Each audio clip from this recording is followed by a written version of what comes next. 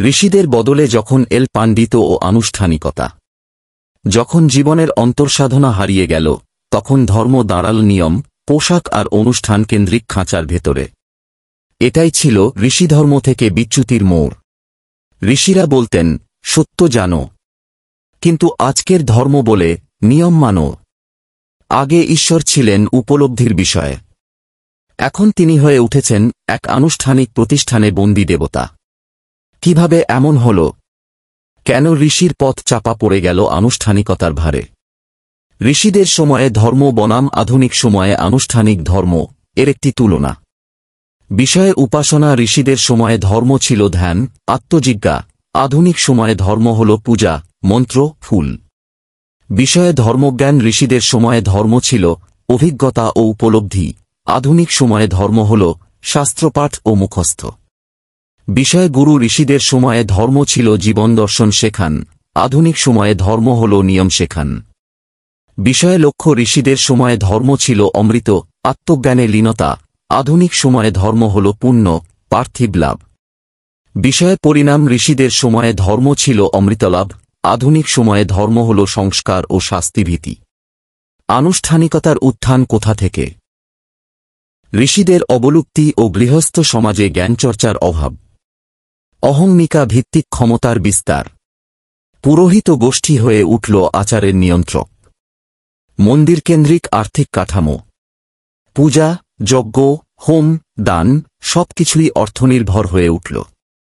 আধ্যাত্মিকতার জায়গায় এল বাইরের পরিচিতি। কপালে তিলক, হাতে রুদ্রাক্ষ, গোলায় তুলসী, মুখে মন্ত্র, এগুলি হয়ে গেল ধার্মিকতার প্রমাণ। ঋষিরা কেন এই পথে হাঁটেননি? কারণ তাঁদের কাছে ধর্ম ছিল ব্যক্তিগত চর্চা, অন্তর্শুদ্ধির উপায়। তারা বলতেন, সত্য এক, খুঁজে নাও নিজের পথে। এজন্য দরকার ছিল প্রশ্ন, সাধনা ও সাহস, যা আনুষ্ঠানিকতার উত্থান মাঝে হারিয়ে গেল। মন্দির ও পুরোহিত কেন্দ্রিক সমাজের সমস্যা কিভাবে বেড়ে গেল? পূজাপাঠ হয়ে উঠল জীবিকা, ভক্তি নয়। পুরোহিত ছাড়া পূজা অপরাধ ভাবা শুরু হল। ভক্ত ও ঈশ্বরের মাঝে দাঁড়াল মধ্যস্থ ব্যক্তি। যে জানে সে নয়, যে বলে সেই হল ধর্মগুরু। পুরাণ ও আনুষ্ঠানিকতার অন্ধ অনুকরণ শুরু হল, যুক্তিবিচারহীন। উদাহরণ, একজন ব্রাহ্মণ বলবেন, এই বিশেষ দিনে এই দেবতাকে এই ফুল তুলসী পাতা না দিলে পাপ হবে। অথচ কোনো উপনিষদ বা বেদ এ কথা বলেনি। এ হল ধর্মের উপর সংস্কার চাপিয়ে দেওয়া, আনুষ্ঠানিকতা দিয়ে নিয়ন্ত্রণ। ঋষি বলতেন, তুমি কে? কি চাও? কিসের জন্য ঈশ্বরকে খুঁজছ? এই প্রশ্নগুলো করো। ধর্ম এখন কি অবস্থায় দাঁড়িয়ে আছে? ঈশ্বরের চেয়ে শাস্ত্র বেশি জরুরি হয়ে গেছে। আত্মার চেয়ে নিয়ম বেশি গুরুত্বপূর্ণ হয়ে গেছে। চর্চার চেয়ে চেহারার ধর্ম বড় হয়ে উঠেছে। সত্য জানার আগ্রহের জায়গায় এসেছে, শাস্তি পাব কিনা সেই ভয়। ফিরে যেতে হবে কোথায়? ঋষির চর্চা, ধ্যান, তপস্যা, মৌলিক প্রশ্ন, আন্তরিক সাধনা, বাহ্য আচারের চেয়ে অন্তর্শুদ্ধি, ঈশ্বর অনুসন্ধান। পুরুষোত্তম দীক্ষিত হও, পুরুষোত্তম দেখানো পথে ঈশ্বরকে দেখা।